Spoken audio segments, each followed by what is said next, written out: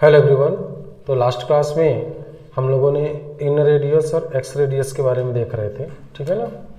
तो देखिए properties and solution of triangle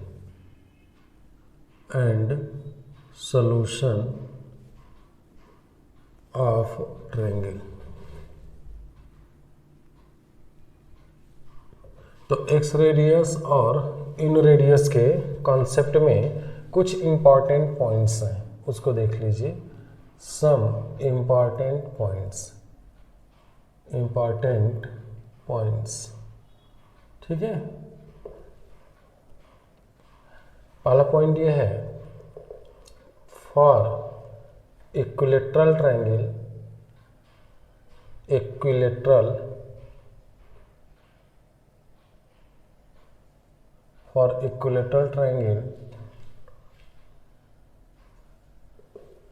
in radius यानी capital R is to R1 is equal to 1 is to 2 is to 3। तो पहली point यही समझ लीजिए कि अगर कोई इक्विलैटरल ट्रायंगल है ना, तो उस इक्विलैटरल ट्रायंगल का इन रेडियस और सरकम रेडियस और R1 की जो रेशियो होता है 1:2:3 के बराबर होता है। इसका रेशियो 1:2:3 के बराबर होता है। आप चेक कर सकते हैं। इक्विलैटरल ट्रायंगल, मान लीजिए कि ये कोई एक इक्विलैटरल ट्रायंगल है, ठीक है ना। ये ए है, बी है, सी है, इक्विलैटरल ट्रायंगल है। तो यहाँ से ये आर आएगा और ये मान लीजिए इसकी साइड ए है, तो ये a/2 हो जाएगा, ठीक है। और ये 60 डिग्री है, तो ये 30 डिग्री है। इसको ज्योमेट्री से कर सकते हैं। तो r/a/2 is equal to 10 30 degree. तो यहाँ से आ जाएगा r is equal to a/2√3, ठीक है ना। r is equal to a/2√3, ठीक है। इसी तरीके से इसी इक्विलैटरल ट्रायंगल का अगर हम सरकम रेडियस निकालना है ना, ये निकालना है। तो देखिए यहाँ से ये हो जाएगा, ये कैपिटल R हो जाएगा और ये 30 डिग्री हो जाएगा, ठीक है। और ये हो जाएगा आपका a/2। तो यहाँ से आ जाएगा आपका a/2 divided by r is equal to cos 30 degree. तो यहाँ से आ जाएगा a/2 r is equal to cos 30 degree √3/2। तो 2 से 2 कैंसिल आउट हो जाएगा, तो r is equal to a/√3, 2 आ गया, ठीक है। अब तीसरा R1, इक्विलैटरल ट्रायंगल का जो तीनों एक्स रेडियाई हैं R1, R2, R3 तीनों सेम होते हैं। तो मान लीजिए कि मैं एक इक्विलैटरल ट्रायंगल ले लेता हूँ, ठीक है ना। ये मान लीजिए इक्विलैटरल ट्रायंगल है ABC और यहाँ से एक साइड एक ट्रायंगल है एक्स सर्किल, और ये हो जाएगा आपका I1 और इसको आप ज्वाइन कर दीजिए और इसको ज्वाइन कर दीजिए। तो ये जो हो जाएगा R1 हो जाएगा, ठीक है। ये R1 हो जाएगा आपका, ठीक है। तो ये R1 हो गया, है ना। अगर मैं यहाँ से देखूं, या इसको ऐसे कर दीजिए यहाँ से, तो ये हो जाएगा आपका R1 और ये हो जाएगा आपका, ये पूरा 120 डिग्री है ना। ये 60 है, ये पूरा 120 डिग्री बचेगा, तो ये 60 डिग्री बचेगा और ये a/2 होगा, ठीक है। तो यहाँ से आ जाएगा आपका R1 a/2 is equal to 10 60 degree. तो R1 इज इक्वल टू ये हो जाएगा आपका a√3/2, ठीक है ना। a/2 और 10 60 डिग्री की वैल्यू √3/2 होता है, √3 होता है। तो यहाँ से R1 की वैल्यू आ गया आपका a√3/2, ठीक है बेटा। अब क्या कीजिए, LCM ले लीजिए। हमें रेशियो निकालना है, क्या capital R is to R1 में। तो ये हो जाएगा आपका R की वैल्यू है a/2√3 is to a/√3 is to a√3/2। तो देखिए यहाँ पे 2√3 LCM होगा, तो इसको हम लिख सकते हैं a से a कट जाएगा, तो a upon 2√3 is to 2a upon 2√3 is to √3 से मल्टीप्लाई 3a अपॉन 2√3। तो 2√3 कैंसिलेशन में चला जाएगा, a कैंसिलेशन में चला जाएगा, 1:2:3 आ जाएगा, है ना। तो R is to capital R is to R1 is equal to 1:2:3। तो याद रखिएगा कि किसी भी इक्विलेटरल ट्रायंगल में साइड उसकी जो भी है, साइड अगर A है कुछ भी हो, तो उसके इन रेडियस, सर्कम रेडियस और any one of the x radii, क्योंकि तीनों R1 R2 R3 की वैल्यू सेम आएगी इस केस में, है ना। तो R is to R1, small r is to capital R is to R1 is equal to 1:2:3। ये रिलेशन आप याद रखिएगा, ठीक है ना। इन रेडियस सबसे छोटा होगा, बीच में सर्कम रेडियस होगा और एक्स रेडियस सबसे बड़ा आता है, ठीक है ना। तो 1:2:3 के रेशियो में होता है। ये रिजल्ट आप एज ए फार्मूला की तरह याद कर लीजिएगा, ठीक है। तो पहला स्टैंडर्ड तो यही हो गया, पहला पॉइंट। सेकेंड पॉइंट, अगर कोई ट्रायंगल ABC है और उसके x radii R1 R2 R3 है, तो उनके बीच में रिलेशन एक होता है 1/R1 is equal to 1/R1 plus 1/R2 plus 1/R3 is equal to 1/R, ठीक है ना। ये सब एक है ना फॉर ट्रायंगल। दूसरा, for any triangle ABC 1/R1 plus 1/R2 plus 1/R3 is equal to 1/R। ये रिजल्ट होता है।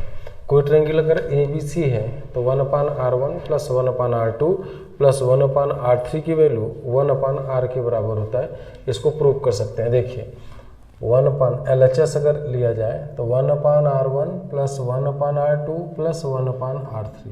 देखिए, R1 is equal to delta upon S minus a, R is equal to delta upon S होता है, R1 is equal to delta upon S minus a, R2 is equal to delta upon S minus b and R3 is equal to delta upon S minus सी। तो यहाँ पे रख दीजिए, तो यहाँ से 1/R1 हो जाएगा, है ना।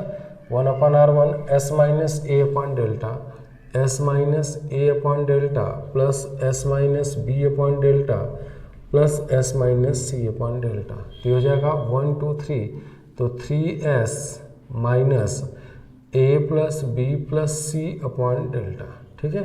तो देखिए यहाँ से a plus B plus c 2s होता है, तो a plus B plus c is upon 2 is equal to s, तो a plus B plus c is equal to 2s।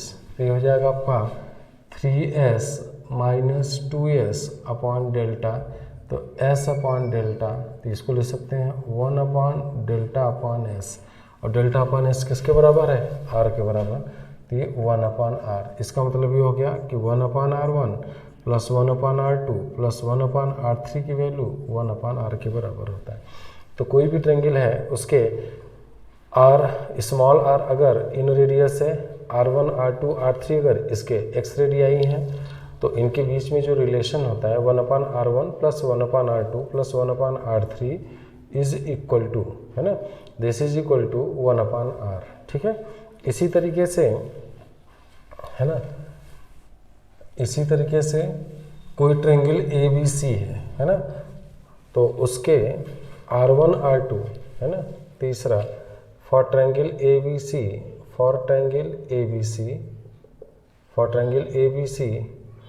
R1 R2 plus R2 R3 plus R3 R1 is equal to S²। ये भी result आपको याद रखना होगा, है ना। R1 R2 plus R2 R3 plus R3 R1 is equal to S², ठीक है। तो देखिए यहाँ पे R1 की वैल्यू अभी हम लोग लिखे थे delta upon S minus a, R2 की value delta upon S minus b और R3 is equal to delta upon S minus सी, ठीक है ना। R1 की value delta upon S minus a, R2 की value delta upon S minus b और R3 की value delta upon S minus c. अब क्या कीजिए, मल्टीप्लाई कर दीजिए। तो ये R1 LHS लेते हैं इसका, R1 R2 plus R2 R3 plus R3 R1 is equal to R1 की value delta upon S minus a, तो डेल्टा अपॉन S माइनस ए into delta upon S minus B plus delta upon s minus B into delta upon s minus c, delta upon s minus c, delta upon s minus सी। तो ये हो जाएगा delta square, है ना, और ये हो जाएगा आपका 1 upon s minus A S minus B plus 1 upon s minus B S minus c 1 upon s minus c s minus a. अब क्या कीजिए, s minus A S minus B S minus c LCM ले लीजिए, ठीक है ना। तो हो जाएगा delta square s minus A S minus B S minus सी, और यहाँ पे क्या आएगा देखिए, ये हो जाएगा delta S minus A S minus B S minus C plus s minus a plus s minus b, ठीक है। तो ये हो जाएगा डेल्टा स्क्वायर, यहाँ एस से मल्टीप्लाई कर दीजिए, s minus A S minus B into S minus सी, और ये हो जाएगा 3s minus a plus B plus सी, ठीक है। तो ये हो जाएगा आपका डेल्टा स्क्वायर अपॉन, देखिए डेल्टा की वैल्यू होती है root of s into S minus A S minus B S minus सी। तो डेल्टा स्क्वायर की value s into S minus A S minus B into S minus सी। तो ये हो जाएगा आपका, इसकी वैल्यू डेल्टा स्क्वायर आ जाएगा, और ये एस और ये हो जाएगा 3s माइनस 2s। तो हो जाएगा delta square cancel, s into S that is S square. याद रखिएगा कि किसी भी ट्रायंगल में R1 R2 R3 अगर उसके एक्स रेडियाई हैं तो R1 R2 plus R2 R3 plus R3 R1 की वैल्यू एस स्क्वायर के बराबर होता है, ठीक है ना। तो आप बहुत ही आसानी से ये सारे फॉर्मूले यूज़ कर सकते हैं, ठीक है। तीसरा, थर्ड देखिए, थर्ड में अगर कोई ट्रायंगल है for any triangle A B c, side की लेंथ R1 R2 R3 के टर्म में, है ना। तो इन एनी ट्रायंगल, देखिए for triangle A B C, है ना, a is equal to, for triangle A B c A is equal to R1 minus R1 plus R2 होता है। Similarly b is equal to, ये a R1 था तो ये R2 minus R2 3R1, और C is equal to ये हो जाएगा R3 minus R into R1 plus R2, ठीक है ना। याद रखिएगा, जैसे कोई ट्रायंगल अगर ए बी सी है, ए बी सी ना, तो ए के सामने ए है तो यहाँ पे R1 आएगा, तो R1 का ए की जो वैल्यू आएगी R1 माइनस R, और R1 ही हो गया, R2 प्लस R3 यहाँ पे होगा R2 प्लस R3, ठीक है ना। देखिए ए इज इक्वल टू रूट में R1 minus R2 plus R3, B यहाँ सामने बी आएगा, यहाँ पे R2 आएगा, तो b is equal to R2 minus R2 हो चुका है 3 R3 प्लस R1, और यहाँ पे C आएगा साइड, और यहाँ पे R3 आएगा, तो C is equal to R3 minus R1 plus R2, ठीक है ना। तो ये रिजल्ट होता है। तो इसमें किसी एक को प्रूव कर दें, रिमेनिंग आ जाएगा आपका। तो यहाँ पे भी देखिए आपको ये निकालना है, इसकी value R1 minus R into R2 plus R3। तो देखिए R1 की वैल्यू क्या है बताइए, delta upon s minus a, minus R की वैल्यू डेल्टा अपॉन एस, ठीक है। और ये हो जाएगा आपका R2 की value delta upon s minus b, delta upon s minus सी। तो यहाँ से डेल्टा कॉमन आया यहाँ से, तो डेल्टा स्क्वायर हो जाएगा, डेल्टा बाहर आ जाएगा, तो ये हो जाएगा आपका delta into 1 upon s minus a minus 1 upon s into 1 upon s minus B plus 1 upon s minus सी। तो डेल्टा इंटू ये हो जाएगा आपका s minus s plus a, और ये हो जाएगा आपका s minus C plus s minus b divided by s into S minus A S minus B S minus सी, ठीक है। तो ये कैंसिल आउट हो जाएगा, तो डेल्टा हो जाएगा ये, और ये हो जाएगा आपका a times 2s minus B plus सी, ठीक है। और ये हो जाएगा आपका root of s into S minus A S minus B into S minus सी। तो ये डेल्टा के बराबर हो जाएगा, तो ये बनेगा ए 2s माइनस बी प्लस सी। और 2s क्या होता है देखिए, ये हो जाएगा आपका ए 2s होगा a plus B plus C minus c, b से बी कटा, सी से सी कटा, तो root of a square that is a, है ना। तो इसकी वैल्यू ए के बराबर आ गया।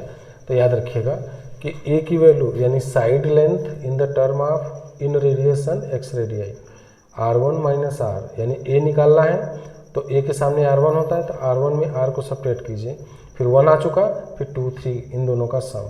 b निकालना है तो r2 minus R r3 plus r1, r3 minus R r1 plus r2। तो this is all about this question, ठीक है। तो ये आपका कॉन्सेप्ट है। तो ये सब थोड़े थोड़े रिजल्ट्स हैं, इसको आपको पता होना चाहिए, ठीक है ना। अब देखिए इनकी हेल्प से कुछ क्वेश्चन कर लिया जाए, इसमें प्रैक्टिस के लिए 1-2 क्वेश्चन कर लेते हैं, फिर आगे बढ़ते हैं, ठीक है। चलिए देखिए question number 1। Question number 1 example मान लीजिए, इन triangle ABC R1 is equal to 2R2 is equal to 3R3, then prove that triangle is right angle triangle, ठीक है। आपको ये प्रूव करना है कि ट्रायंगल जो है वो राइट एंगल ट्रायंगल है, ठीक है ना। तो राइट एंगल ट्रायंगल का मतलब क्या होता है कि किसी भी 2 साइड का सम, है ना। देखिए सॉल्यूशन में ये दिया हुआ है R1 is equal to 2R2 is equal to 3R3, 1 2 3 का एलसीएम 6 होगा, तो R1/6 is equal to R2/3 is equal to R3/2 is equal to lambda, है ना। ये लेमडा ले लीजिए, तो R1 is equal to 6 lambda, R2 is equal to 3 lambda और R3 is equal to 2 lambda, ये रिलेशन हुआ। अब अगर आपको ये चेक करना है कि ट्रायंगल क्या है, ट्रायंगल का नेचर चेक करना, राइट एंगल ट्रायंगल है, तो अगर ये राइट एंगल ट्रायंगल होगा तो किसी 2 साइड के स्क्वायर का सम तीसरी साइड के स्क्वायर के बराबर होगा, यानी आपको ABC कैलकुलेट करना पड़ेगा। लेकिन ABC की कैलकुलेशन में यहाँ पे स्मॉल r आता है, ये देखिए स्मॉल r आता है ABC के कैलकुलेशन में। तो इसका मतलब ये है कि R1 की वैल्यू पता है, R2 की वैल्यू पता है, R3 की वैल्यू पता है, लेकिन स्मॉल r की वैल्यू नहीं पता है। तो सबसे पहले हमें स्मॉल r को कैलकुलेट करना पड़ेगा। तो स्मॉल r के कैलकुलेशन के लिए 1/r1 1/r2 plus 1/r3 is equal to 1/r, ये रिजल्ट यूज कर लीजिए, है ना।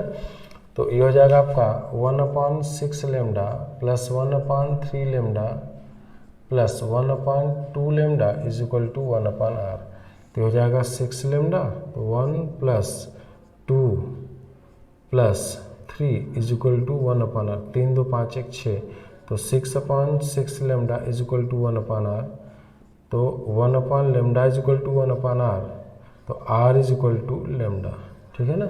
तो 3 तो यहाँ से रिजल्ट हो गया, 1 2 3 और ये 4 हो गया, ठीक है ना। ये हो गया। अब आपको साइड्स निकालने हैं ABC की वैल्यू, तो यहाँ से A की वैल्यू आ जाएगा, A की value √R1 minus R into R2 plus R3। तो ये देखिए क्या हो जाएगा, तो this is equal to R1 की वैल्यू क्या है 6 लेमडा, तो 6 लेमडा माइनस R की वैल्यू लेमडा, ठीक है ना, into R2 plus R3 3 lambda plus 2 lambda. तो कितना हो जाएगा बताइए। तो A इज इक्वल टू यहाँ से आ जाएगा A इज इक्वल टू देखिए 6 लेमडा माइनस लेमडा 5 लेमडा और 5 lambda 25 lambda square that is 5 lambda, ठीक है। इसी तरीके से B की वैल्यू, तो B की value R2 minus R into R3 plus R1। तो ये हो जाएगा आपका R2 की वैल्यू क्या है देखिए यहाँ पे 3 लेमडा, तो 3 lambda minus lambda 3 lambda minus lambda into R3 plus R1, तो 2 lambda plus 6 lambda 2 lambda plus 6 lambda. तो देखिए ये हो जाएगा आपका, ये 2 लेमडा आ जाएगा यहाँ से और यहाँ पे 8 लेमडा 16 लेमडा स्क्वायर यानी कि 4 लेमडा, ठीक है ना। और C की वैल्यू आ जाएगा, C की value R3 minus R R3 minus R into R1 plus R2। तो ये हो जाएगा आपका R3 माइनस आर, तो ये 2 लेमडा माइनस लेमडा, तो 2 लेमडा माइनस लेमडा यहाँ से आ जाएगा, और ये हो जाएगा आपका 6 लेमडा प्लस 3 लेमडा। तो ये कितना हो जाएगा बताइए, ये हो जाएगा लेमडा और यहाँ पे हो जाएगा 9 लेमडा, तो 9 लेमडा स्क्वायर है ना ये, तो ये हो जाएगा आपका 3 लेमडा। देखिए यहाँ पे 3 लेमडा, तो ये हो गया a square is equal to 25 lambda square, b square is equal to 16 lambda square, c square is equal to 9 lambda square. तो 16 lambda square plus 9 lambda square is equal to 25 lambda square, मतलब b square plus c square is equal to a square. Therefore triangle A B c will be, Pythagoras theorem से, will be right angle triangle, right angle triangle है ना, तो ये right angle triangle के बराबर हो जाएगा। तो this will be right angle triangle. ठीक है, चलिए, है ना। तो इस तरीके से हम लोग इस रिलेशन का यूज करते हैं। ठीक है, चलिए एग्जाम्पल नंबर 1 हो गया। एग्जाम्पल नंबर 2 देखिए, example number 2।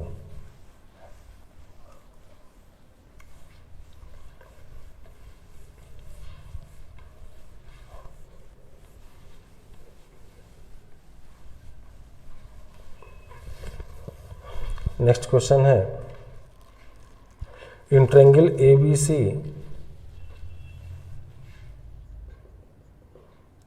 in triangle ABC find the value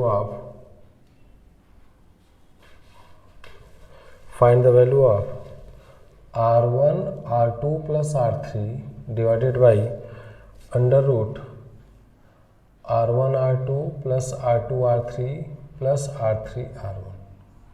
इसकी वैल्यू आपको कैलकुलेट करनी है। ठीक है ना। हमारा क्वेश्चन है, in triangle ABC find the value of R1 times R2 plus R3 divided by root of R1 R2 plus R2 R3 plus root of R1 into R। तो देखिए इस क्वेश्चन को हमें सॉल्व करना है, इसकी वैल्यू निकालनी है। तो बहुत सिंपल है, देखिए तो R1 की वैल्यू रख दीजिए delta upon S minus a, R2 की वैल्यू रख दीजिए delta upon S minus b और delta upon S minus c divided by इसकी वैल्यू S स्क्वायर लिख दीजिए इस फार्मूले से। ठीक है, तो डेल्टा बाहर आएगा तो डेल्टा स्क्वायर आ जाएगा, S माइनस ए इंटू एस आ जाएगा और 1 upon S minus B plus 1 upon S minus सी। तो हो जाएगा delta square upon S into S minus A और ये हो जाएगा आपका S माइनस सी plus S minus B upon S minus B into S minus सी। ठीक है, तो ये डेल्टा स्क्वायर अपॉन ये हो जाएगा आपका S इंटू एस माइनस ए, S minus B, S minus सी और ये हो जाएगा आपका 2s minus B plus C. तो ये हो जाएगा आपका डेल्टा स्क्वायर और ये पूरा डेल्टा स्क्वायर के बराबर होगा और ये हो जाएगा आपका 2s minus B plus C. तो 2s को ले सकते हैं a plus B plus C, तो a plus B plus C minus B minus सी। ठीक है, तो ये हो जाएगा b से b कटेगा, c से c कटेगा, डेल्टा स्क्वायर, तो ये a के बराबर हो गया। ठीक है ना। तो बहुत सिंपल क्वेश्चन है, इस तरीके से हम लोग इसको सॉल्व कर सकते हैं। ठीक है ना। तो this is all about this question. तो ये हो गया आपका। अब इसके बाद हम लोग आगे की थ्योरी पे करते हैं। तो इस पे जो असाइनमेंट है उसको आप लोग करेंगे, तो इसमें सब घुमा फिरा करके यही सारे फार्मूले यूज हो रहे हैं। ठीक है बेटा। तो नेक्स्ट टॉपिक हमारा है distance of centres from vertices. ठीक है, तो नेक्स्ट टॉपिक हमारा है distance of centres from vertices. देखते हैं।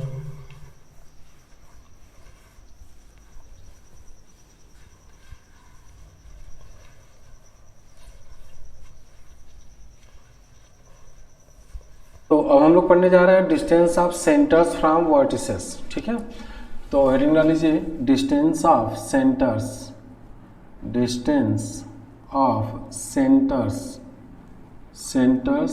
From vertices of a triangle या वर्टेक्स ऑफ अ ट्रायंगल। ठीक है। तो सबसे पहले हम पढ़ेंगे distance of ortho centre, distance of ortho centre, ortho centre from vertices, ठीक है। तो इसको ऐसे समझिए, जैसे मान लीजिए कोई ट्रायंगल ए बी सी है ना, ये ए है, ये बी है और ये सी है। तो आर्थो सेंटर क्या होता है? Point of intersection of altitudes. तो आप एक एल्टीट्यूड ड्रॉ कीजिए, सपोज कि यहाँ से हमने ए से बी सी पे परपेंडिकुलर ड्रॉ कीजिए, डी हो गया। ये साइड ए है, ये बी है और ये सी है। तो बी डी की जो लेंथ आती है ना, और मान लीजिए एक यहाँ से भी आप ड्रॉ कीजिए, तो ये एच, ये ई हो गया। तो इसको हम लोग क्या बोलते हैं? आर्थो सेंटर बोलते हैं। तो आपसे पूछ रहा है एच ए की वैल्यू क्या होगी, एच बी की वैल्यू क्या होगी, एच सी की वैल्यू, यानी एच ए, एच बी और एच सी, ये लेंथ आपको निकालनी है। यानी इस आर्थो सेंटर की ए से ये डिस्टेंस कितनी है, ये डिस्टेंस कितनी है, और इसी तरीके से यहाँ पे ले जाएंगे तो ये डिस्टेंस कितनी है, ठीक है। तो इसको हमें कैलकुलेट करना है। तो देखिए बी डी की जो लेंथ है, बी डी की वैल्यू होती है B D upon C is equal to cos B, B D is equal to C cos B, ये देख सकते हैं। और ए डी जो होता है, A D is equal to B sine C या C sine B, C sine B, ये होता है ना। तो आप क्या कीजिए ना कि ये अगर एंगल सी है तो ये पाई बाई 2 माइनस सी होगा। In triangle B D H, इसमें अगर बात करें तो सबसे पहले आप डी एच की लेंथ निकाल लीजिए। तो डी एच जो डिस्टेंस आएगी, तो D H upon B D, D H upon B D, D H upon B D is equal to 10 pi by 2 minus सी, ठीक है। D H upon B D is equal to 10 pi by 2 minus सी। तो यहाँ से D H की value जो आ जाएगी, D H is equal to B D into cot C, ठीक है। तो बी डी की वैल्यू कितनी आ जाएगी बताइए? बी डी की वैल्यू सी कॉस बी है, तो C cos B into cot C को ले सकते हैं cos C upon sine C, ठीक है। तो सी अपॉन साइन सी को एक साथ ले लीजिए, है ना, सी अपॉन साइन सी, और ये हो जाएगा आपका cos B into cos C, ठीक है। अब साइन रूल से आपको पता है A upon sine A is equal to B upon sine B is equal to C upon sine C is equal to 2r। तो सी अपॉन साइन सी क्या हो जाएगा? 2r, और ये हो जाएगा cos B into cos C, ठीक है ना। ये डी एच की वैल्यू है। और आपको ए डी की वैल्यू पता है, तो A D is equal to कोई भी ले लीजिए, बी साइन सी ले लीजिए, तो बी साइन सी। अब क्या कीजिए कि जो ए एच है, ए एच, तो A H is equal to A D minus D H, ठीक है। तो ए डी की वैल्यू क्या है? बी साइन सी, और माइनस डी एच की वैल्यू क्या है? 2r cos B cos C, ठीक है। फिर आप b को लिख सकते हैं b upon sine B is equal to 2r, तो b is equal to 2r sine B, तो 2r sine B into sine C minus 2r cos B into cos C, ठीक है। तो माइनस 2r अगर बाहर ले लेंगे तो ये बन जाएगा आपका कॉस बी कॉस सी माइनस साइन बी साइन सी, और इसकी वैल्यू किसके बराबर आ जाएगा बताइए? ये हो जाएगा आपका कॉस बी प्लस सी के बराबर, तो ये हो जाएगा minus 2r cos B plus सी, ठीक है। अब बी प्लस सी की वैल्यू देखिए क्या है, कॉस बी प्लस सी। अब कॉस बी प्लस सी, तो ये ए एच आ जाएगा आपका, A H is equal to minus 2r cos B plus C है, और बी प्लस सी को आप ले सकते हैं minus 2r cos pi minus A, है ना, क्योंकि पाई की किसके बराबर? A plus B plus C equal to pi, तो B plus C pi minus A, और कॉस पाई माइनस ए होता है माइनस कॉस ए, तो minus 2r minus cos A, तो ये हो जाएगा आपका 2r कॉस ए, ठीक है। तो एच ए यानी कि आर्थो सेंटर की वर्टेक्स ए से जो डिस्टेंस आएगी, है ना, वो आएगी 2r कॉस ए, तो यानी एच की ए से जो डिस्टेंस आएगी 2r cos A. Similarly H की बी से डिस्टेंस आएगी 2r कॉस बी आएगी, और एच की जो सी से डिस्टेंस आएगी 2r कॉस सी, ठीक है ना। तो दिस इज फार्मूला फॉर है ना। This is formula for distance of ortho centre from vertices. तो कोई ट्रेंगल ए बी सी है, उस ट्रेंगल का जो आर्थो सेंटर अगर एच है तो एच की वर्टेक्स ए से डिस्टेंस आएगा 2r cos से, एच का वर्टेक्स बी से जो डिस्टेंस आएगा वो 2r cos भी आएगा, और वर्टेक्स एच का सेंटर सी से जो वर्टेक्स सी से जो डिस्टेंस आएगा वो 2r cos सी के बराबर होगा। ठीक है बेटा, इस तरीके से हम लोग आर्थो सेंटर के डिस्टेंस से निकाल सकते हैं। ठीक है, इसी तरीके से distance of circum centre from vertices, तो distance of centres circum centre from vertices, तो नेक्स्ट देखिए बी है, सेकेंड है distance of circum centre from vertices. तो देखिए सरकम सेंटर का क्या होगा, तो सरकम सेंटर का मतलब परपेंडिकुलर बाइसेक्टर, या आप ये बोल सकते हो कि ये सर्किल का सेंटर सरकम, इसको ओ बोलते हैं। तो इसमें आपको कुछ कैलकुलेशन करना ही नहीं है, ओ ए ओ बी सब बराबर होगा सरकम रेडियस के बराबर, तो O A is equal to O B is equal to O C. ठीक है ना। तो तीसरा है आपका डिस्टेंस ऑफ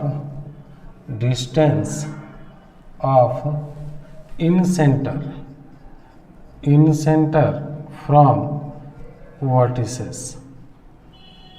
ठीक है, तो इन सेंटर के डिस्टेंस वर्टेक्स से देखिए क्या होता है। तो अगर आपसे बोला जाए कि ये मान लीजिए कोई ट्रायंगल है, ये ए है, ये बी है और ये सी है, तो ये अंदर एक सर्किल होगा जो इन सर्किल होगा, और इसका जो इन सेंटर है वो आई होगा।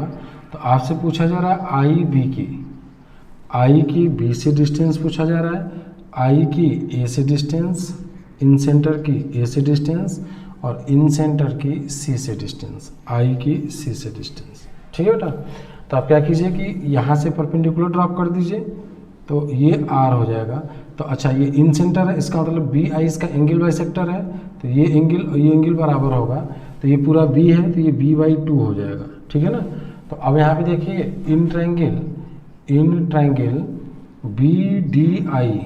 BDI इस ट्रायंगल की बात करें तो हमें BI चाहिए, तो BI/R या R/BI is equal to sine b/2। Check कीजिए, ये आपका b/2 है तो ये बेस हो जाएगा, एल्टीट्यूड ये परपेंडिकुलर हो जाएगा, हाइपोटेन्यूज हो जाएगा, तो R/IB is equal to sine b/2। तो यहाँ से जो BI की वैल्यू आएगी वो हो जाएगा BI is equal to R cosec b/2। सही है, तो इसको ले सकते हैं IB, है ना। तो IB की जो वैल्यू आएगी, I की B से डिस्टेंस आ जाएगा R cosec b/2। अब सिमिलरली I की A से डिस्टेंस आएगा R cosec A/2, क्योंकि यहाँ पे B है तो एंगल b/2 है, A है तो एंगल A/2 हो जाएगा, है ना, और R cosec C/2 आ जाएगा। ठीक है ना। इसी तरीके से अगर मैं बोलूँ distance of x centres from vertices, है ना, तो distance of x centres from vertices इसको भी कैलकुलेट कर लेते हैं, देख लेते हैं। इसके बाद आ जाता है आपका third distance of x centres from vertices.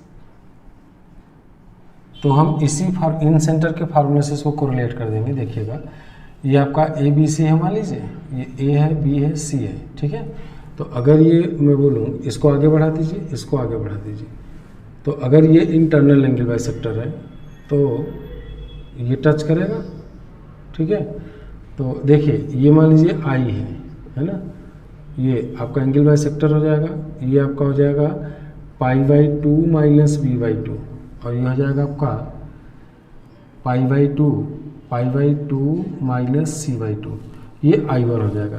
तो यहाँ से I1 की A से डिस्टेंस, I1 की B से डिस्टेंस, I1 की C से डिस्टेंस। ठीक है, तो अब आप ऐसे समझिए कि अगर इन सेंटर होता है तो अगर I की A से डिस्टेंस चूँकि A/2 था तो R cosec A/2 आया था, तो यहाँ पे I1 A की वैल्यू भी R1 cosec A/2 लेंगे। क्यों? क्योंकि एंगल A का इंटरनल और B और C का एक्सटर्नल नहीं है।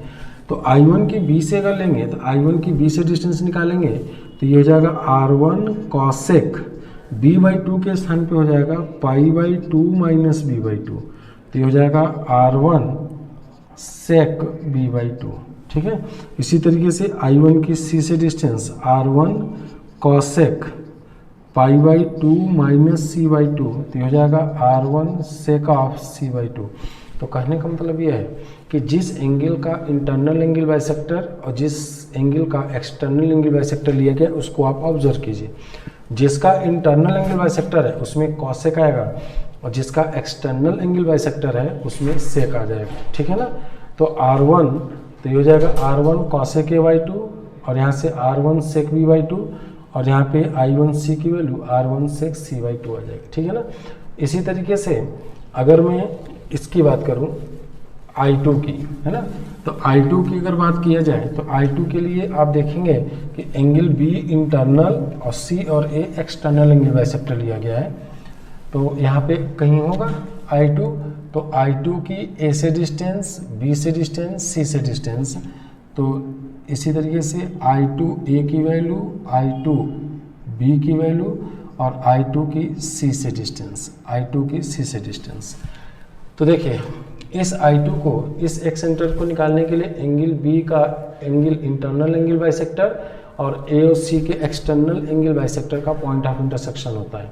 तो I2B हो जाएगा आपका R2 जिसका इंटरनल उसका कॉसेक रहेगा, कॉसेक B/2 और ये हो जाएगा आपका R2 कॉसेक, अब A के स्थान पे π/2 माइनस A/2, तो क्या बन जाएगा बताइए, R2 सेक ऑफ A/2 और यहाँ पे आ जाएगा I2C R2 और कॉसेक π/2 माइनस C/2, तो ये हो जाएगा आपका R2 सेक ऑफ C/2। ठीक है ना, इसी तरीके से अगर यहाँ पे आए I3 की A की B की C से, तो I3A की जो डिस्टेंस आएगी, I3 की B से डिस्टेंस और I3 की C से डिस्टेंस। तो I3 की A से डिस्टेंस अगर निकालेंगे तो अब I3 के केस में एंगल C का इंटरनल और A और B का एक्सटर्नल एंगल बाइसेक्टर का पॉइंट ऑफ इंटरसेक्शन I3 आता है। तो जिसका इंटरनल होता है तो R3 कॉसेक C/2 और ये हो जाएगा आपका R3 cosec A/2 π/2 minus A/2, that is R3 sec of A/2 और ये हो जाएगा आपका R3 कॉसेक π/2 माइनस B/2, ये हो जाएगा R3 सेक ऑफ B/2। ठीक है ना, इस तरीके से आप इस रिजल्ट को याद कर सकते हैं। ठीक है बेटा, तो इस तरीके से ये रिजल्ट बनता है, इसको भी आप लोग कर सकते हैं। ठीक है, उसके बाद आता है आपका distance of centroid from vertices. ठीक है, तो सेंट्रॉयड बस बचा, सेंट्रॉयड की वर्टेक्स से डिस्टेंस की कैलकुलेट कर लेते हैं। तो distance of centroid from vertices, इसको भी देख लिया जाए।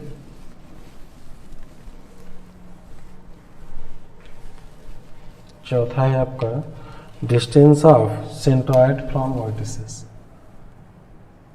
Distance of centroid from vertices. ठीक है, तो देखिए जैसे कोई एक ट्रायंगल ABC है, ये A है, B है, C है और ये आपका मीडियन। सेंट्रॉयड क्या होता है, point of intersection of medians from vertex to the opposite sides. तो ये लेंथ बराबर हो जाएगा, ये AD हो जाएगा और ये मीडियन मान लीजिए यहाँ पे आ जाएगा, है ना। सपोज कीजिए ये E है, तो ये और ये बराबर हो जाएगा, है ना। तो ये हो जाएगा आपका, तो इसको हम लोग G बोलते हैं। तो GA is equal to GB is equal to GC, ये हमें कैलकुलेट करना है। तो GA GB GC। तो अब देखिए आपको सेंट्रॉयड की प्रॉपर्टी होती है कि ये 2:1 के रेशियो में डिवाइड करता है।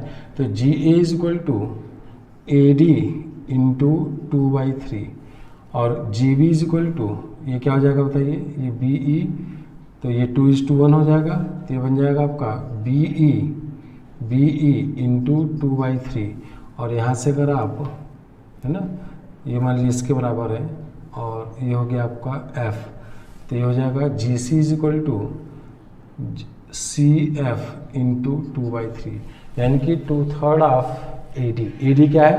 लेंथ ऑफ, यहाँ पे ए डी जो है A D B E and C F are length of medians, लेकिन हमें मीडियंस के लेंथ का फार्मूला नहीं पता है, तो अब आपको यहाँ पे कैलकुलेट करने में दिक्कत आ सकती है।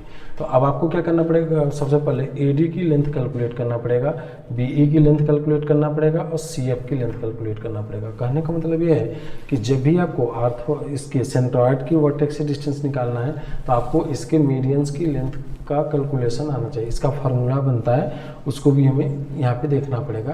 तो length of AD, length of BE और लेंथ ऑफ सीएफ, तो सेंट्रॉइड की ए से जो डिस्टेंस आती है वो 2/3 ऑफ एडी होती है। क्यों? क्योंकि सेंट्रॉइड एडी को 2:1 के रेशियो में डिवाइड करता है। ठीक है, तो अब हम सबसे पहले इसके मीडियंस की लेंथ का कैलकुलेशन कर लेते हैं। तो लेंथ ऑफ मीडियंस कैसे निकालेंगे इसको देख लेते हैं। लेंथ ऑफ मीडियंस है ना, तो देखिए जैसे मान लीजिए कि ये ट्रायंगल है आपका, ये ए है, बी है और ये सी है, ठीक है ना, और ये मान लीजिए इसका मिड पॉइंट मान लीजिए यहाँ पे आ गया है ना, ये इसका मान लीजिए मिड पॉइंट है, और ये हो जाएगा a/2 और ये भी हो जाएगा a/2 और ये हो जाएगा एंगल बी और ये AD हो जाएगा। ठीक है ना, ये पूरी लेंथ BC की A हो जाएगा, B हो जाएगा, C हो जाएगा। तो यहाँ से ना cos B की वैल्यू निकालिए। cos B in triangle ABD में cos B की वैल्यू निकाल लेते हैं। तो cos B की वैल्यू निकालेंगे, दिस स्क्वायर है ना, BD square plus AB square minus cos B की value this square plus this square minus AD square, ठीक है, और divided by 2BD into AB। Check कर लीजिए, तो ये हो जाएगा आपका BD की वैल्यू क्या है, a²/4 हो जाएगा और प्लस AB की value c² minus AD square divided by ये cos B हो जाएगा, this is equal to 2BD। तो 2BD आपका A आ जाएगा, 2 इंटू a/2 हो जाएगा, और यहाँ पे AB की लेंथ C है, C तो 2 से 2 कैंसिल होगा, तो cos B is equal to a² plus c² minus AD square divided by AC। ठीक है, इसको 1 ले लीजिए। सिमिलरली इन ट्रायंगल ABC में देखिए, ABC में cos B की वैल्यू क्या हो जाएगा, c² यानी कि AB square plus BC square और minus CA square divided by 2AB into BC। ठीक है, तो AB स्क्वायर ये c² हो जाएगा plus A square minus CA की वैल्यू B, तो ये B स्क्वायर अपॉन 2AB की वैल्यू C है और BC की वैल्यू A है, तो ये cos B की वैल्यू आ गई। ठीक है बेटा, तो फ्रॉम 1 एंड 2, तो 1 और 2 का देखिए LHS सेम है, तो LHS सेम है तो RHS भी सेम होगा, तो यहाँ पे लिख सकते हैं फ्रॉम 1 एंड 2,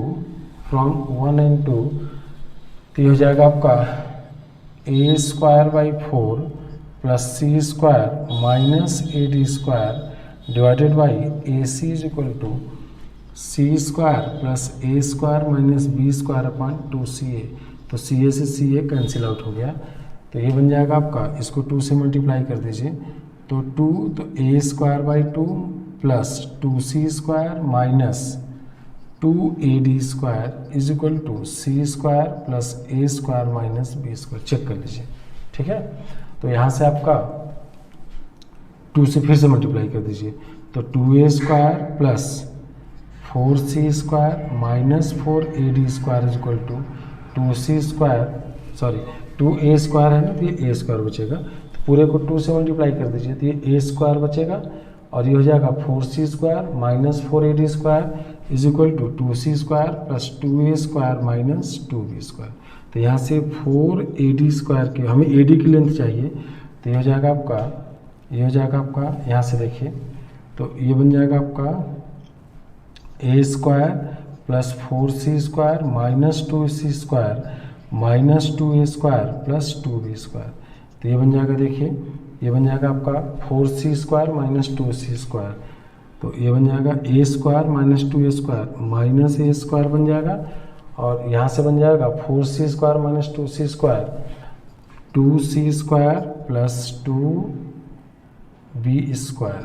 ठीक है, देख लीजिए ए स्क्वायर माइनस 2a स्क्वायर क्या बनेगा, A square minus 2a square minus A square 4c square minus 2c square 2c square plus 2b square बन जाएगा।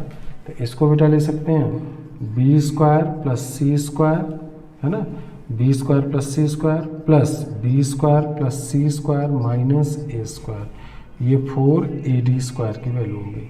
अब इसकी वैल्यू चेक करते हैं। देखिए तो cos a की वैल्यू क्या होती है, cos a होता है b square plus c square minus A square upon 2bc, तो b square plus c square minus A square की वैल्यू हो जाएगा 2bc cos a। यहाँ पे सब्स्टिट्यूट कर दीजिए तो हो जाएगा b square plus c square plus 2bc cos a, है ना, तो ये 4ad स्क्वायर आ गया। तो यहाँ से आ जाएगा, तो therefore 4ad square is equal to क्या हो जाएगा, b square plus c square plus 2bc cos a, है ना। तो यहाँ से ad की वैल्यू आएगी 1/2 root of b square plus c square plus 2bc cos a। ठीक है, ये ad की वैल्यू आएगी। तो यहाँ से आ जाएगा आपका लेंथ ऑफ मीडियन। तो ad की वैल्यू आ गया क्या, देखिए ad की वैल्यू आ जाएगा 1/2 b square plus c square root of b square plus c square plus 2bc cos a। इसी तरीके से अगर मैं, तो ये आ जाएगा आपका, तो दिस विल बी 2/3 इंटू 1/2 और b square plus c square plus 2bc cos a, है ना, ये लिख सकते हैं। तो 2 से 2 कट जाएगा। इसी तरीके से BE की वैल्यू निकाल लेते हैं, BE, है ना, तो ये मान लीजिए BE है, तो BE की लेंथ ये इसके बराबर है। ठीक है ना, तो BE की जो लेंथ आएगी BE की 1/2, तो देखिए BE किस साइड से बना है, BE है जैसे AD था तो AD BOC, तो BE की बात करेंगे तो C और A आएगा, तो BE में c square plus a square plus 2ca cos b। इसी तरीके से CF की बात करेंगे तो 1/2 a square plus b square plus 2ab cos c। ठीक है, तो ये लेंथ आती है। तो इसका भी डेरिवेशन आपको पता होना चाहिए, इसका फार्मूला पता होना चाहिए कि किसी भी ट्रायंगल के मीडियन की लेंथ का क्या होता है फार्मूला। ठीक है ना, तो ये एक नया फार्मूला आपको बन गया। तो लेंथ ऑफ मीडियन, तो ये हो जाएगा आपका 2/3 इंटू 1/2 BE है, तो c square plus a square plus 2ca into cos b, और ये हो जाएगा आपका 2/3 इंटू 1/2 CF है, तो a square plus b square plus 2ab cos c। ठीक है ना, तो this is distance of centroid from vertices. तो यहाँ पे हम लोगों ने दोनों चीज़ पढ़ लिया, है ना। तो यहाँ पे हम लोगों ने देख लिया कि लेंथ ऑफ मीडियन क्या होता है और सेंट्रॉइड की वर्टेक्स से डिस्टेंस क्या होती है। सेंट्रॉइड की जो वर्टेक्स से डिस्टेंस होता है वो मीडियन की लेंथ का 2/3 होता है। ठीक है ना, तो सॉरी 2/3, तो 2/3 of median, 2/3 of median, 2/3 of median. तो यहाँ से, तो इस तरीके से आपके पास दो चीज़ें हो गई, एक हो गया लेंथ ऑफ मीडियन हो गया, और ये हो गया आपका सेंट्रॉइड की वर्टिसेस से डिस्टेंसेस। ठीक है ना, तो यहाँ से इसको मैं मिटा रहा हूँ, इसको आप लिख सकते हैं, है ना,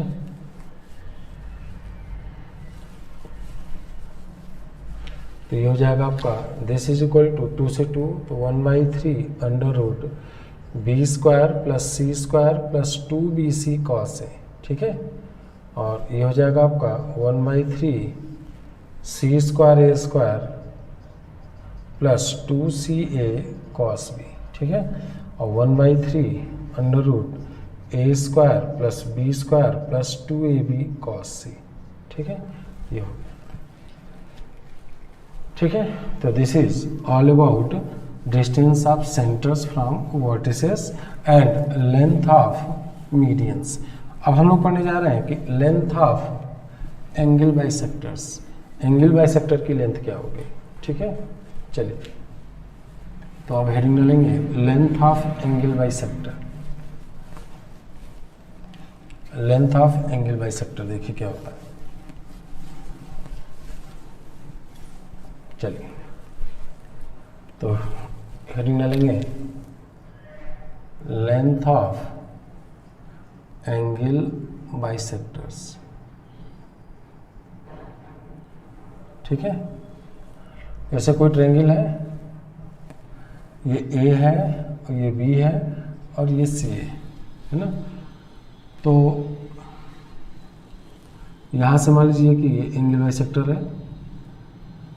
ये मान लीजिए डी है ना, और यहाँ पे आई होगा। ठीक है ना, तो ए डी, ये एंगल बाइसेक्टर का मतलब ये एंगल और ये एंगल मान लीजिए बराबर है। इसी तरीके से बी ई और सी एफ की, तो ए डी हमें निकालना है। ए डी, तो ए डी की लेंथ निकाल लेंगे, उसके बाद फिर हम लोग उसको, तो ये ए हो जाएगा, ये बी हो जाएगा, ये सी हो जाएगा। सपोज कीजिए ये अल्फ़ा है, तो ये पाई माइनस अल्फ़ा हो जाएगा।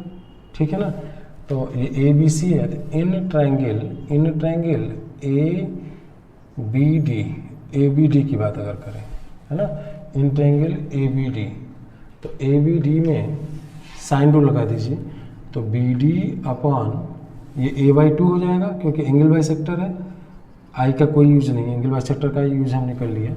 तो ये एंगल, ये ए डी अगर एंगल ए का एंगल बाइसेक्टर है, तो ये एंगल ए बाई टू और ये एंगल ए बाई टू हो जाएगा। तो यहाँ से B D upon sine A by two, sine A by two is equal to क्या बनेगा बताइए, B D upon sine A by two is equal to क्या बनेगा बताइए, A D upon sine B, A D upon sine B. Check करिए, तो B D upon sine A by two is equal to A D upon या C upon sine alpha कर दीजिए, तो this upon sine of this is equal to A B upon sine alpha कर दीजिए। ठीक है ना, तो ये हो जाएगा बेटा B D upon A B is equal to sine A by two upon sine alpha. इसको वन इक्वेशन ले लीजिए। तो हमने क्या किया कि बी साइन रूल लगा दीजिए इस ट्रायंगल में, तो B D upon sine A by two is equal to A B upon sine alpha, ये ठीक है ना।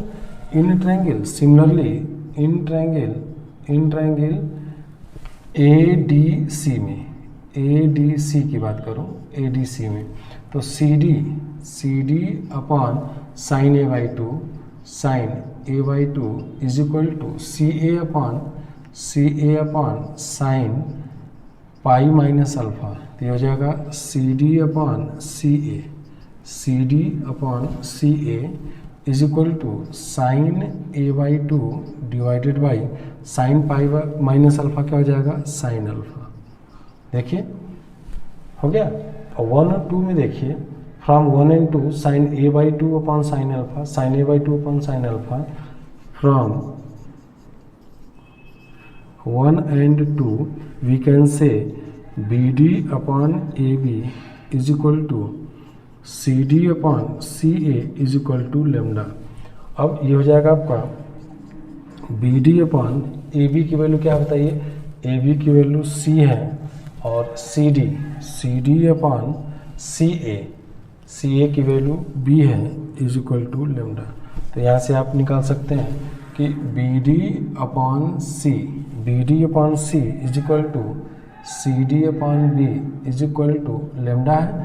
तो इसको कर लीजिए और इसको इससे, तो ये हो जाएगा आपका BD is equal to C lambda और CD is equal to B lambda. दोनों को जोड़ दीजिए, तो BD plus DC is equal to C lambda plus B lambda.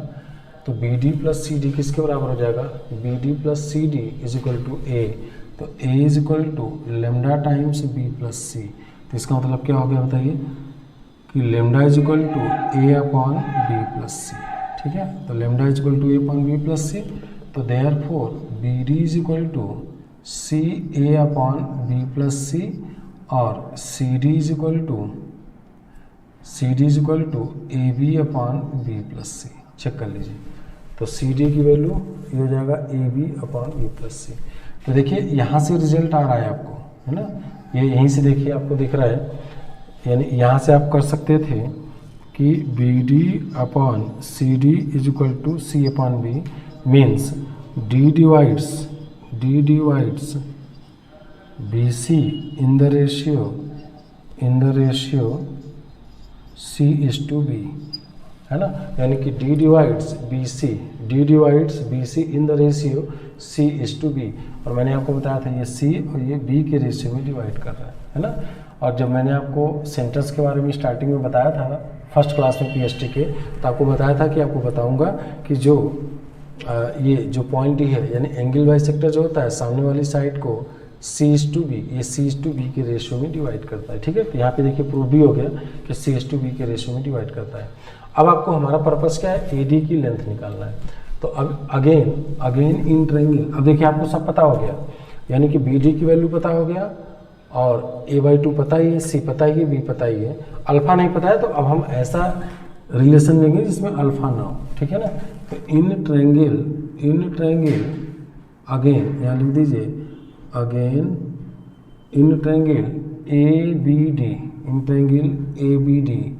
अब देखिए हमें ए डी चाहिए, तो A D upon sine B, है ना, A D upon sine B is equal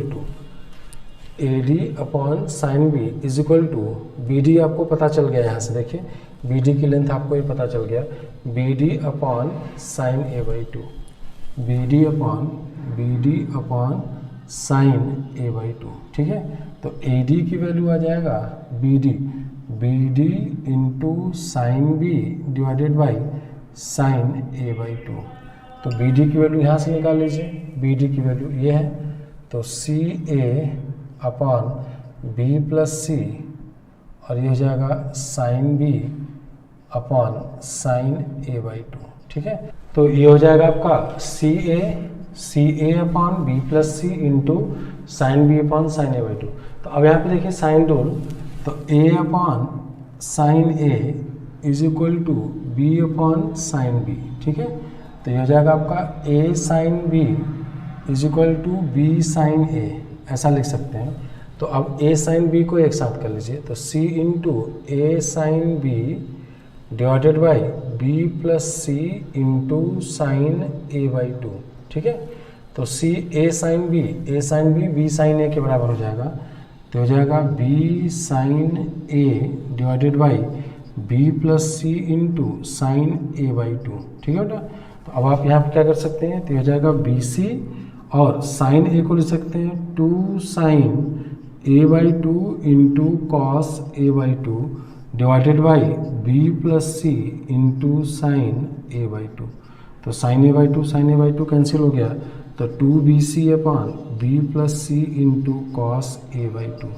याद रखिएगा कि जो BD की जो लेंथ आती है ना, length of angle bisector BD, तो BD की लेंथ जो आ गई वो 2bc cos a/2।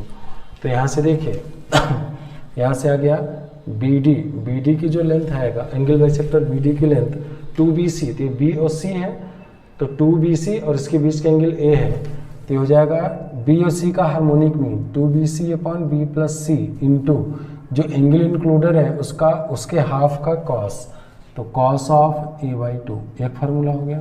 इसी तरीके से मैं BE की बात करूँ अगर, है ना, सॉरी ये AD है ना, AD की बात, ये AD है आपका,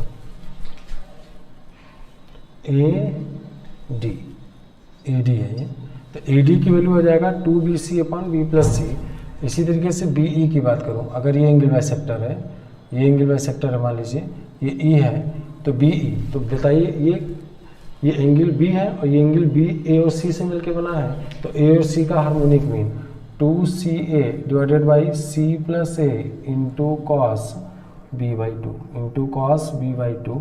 इसी तरीके से लास्ट अगर ये CF है ना, ये एंगल इस एंगल के बराबर हो जाएगा, CF की बात करूं तो CF, तो एंगल C किस एंगल से मिलके बना है, A और B से, इस साइड से मिलके बना है ये एंगल, तो इस दोनों का हार्मोनिक मीन तो 2AB divided by A plus B into cos C/2, ठीक है बेटा। तो ये याद कर लीजिएगा कि किसी भी ट्रायंगल के एंगल बाइसेक्टर्स की लेंथ क्या होती है। तो अगर मान लीजिए एंगल बाइसेक्टर एडी की लेंथ अगर निकालना है तो आप ये देखिए कि एडी की लेंथ निकालना है, यानी ये जो एंगल है वो किस साइड से मिलके बना है, उस साइड्स का हार्मोनिक मीन। तो देखिए एडी जो है ये एंगल ए है, तो ये एंगल ए बी और सी से मिलके बना है, और बी और सी का harmonic mean 2BC divided by B+C। और उसके बाद जो इंक्लूडेड एंगल है इसके हाफ का cos A/2। इसी तरीके से अगर मैं BE की बात करूं तो BE, तो ये जो एंगल बाइसेक्टर है ये एंगल B का है। एंगल B किस साइड से मिलके बना है, C और A से, तो C और A का हार्मोनिक मीन 2CA/C+A। और उसके बाद जो एंगल इंक्लूडेड एंगल है C और A साइड में, उस एंगल के हाफ का cos, ठीक है।